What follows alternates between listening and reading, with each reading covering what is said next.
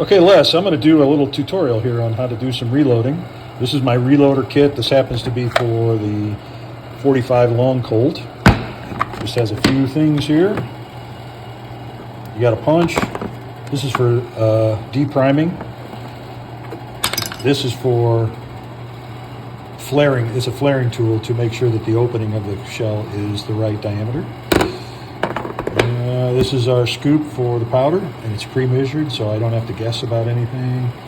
What else here? You got the primer setting tool, and you've got the tool for putting the boulette down in there into the shell.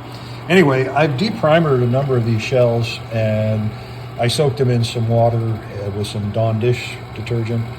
And they're now in the old, what do you call this? The tumbler. So I'm going to clean them. So that'll take a few hours, and then I'll start doing some reloads so you can get an idea of how to do this.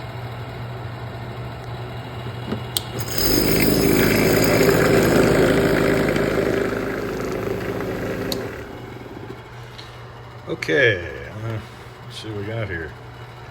Nice. Nice and shiny.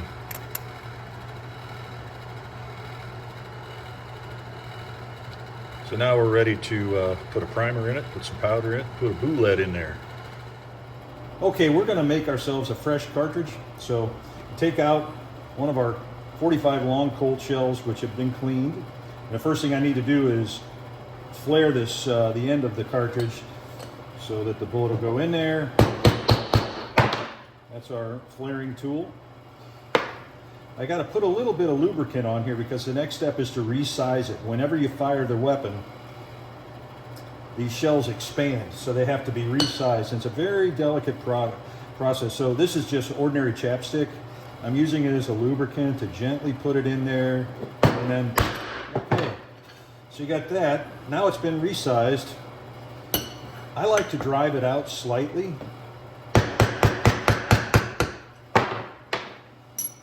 And get myself a primer. I'll put a new primer in there. Primer goes on this spring-loaded primer tool. And I'm going to center by feel, I'm going to center that cartridge or the shell over the primer, and then we're going to gently seat it. And check it with a straight edge. I don't feel any rise there. So that means it's flush. You don't want those protruding at all. At this point, you need a little powder, a little gunpowder action there. These kits, these Lee Classic loaders, take all the guesswork out. Everything's pre-measured. Grab myself a boulette, put it down in there.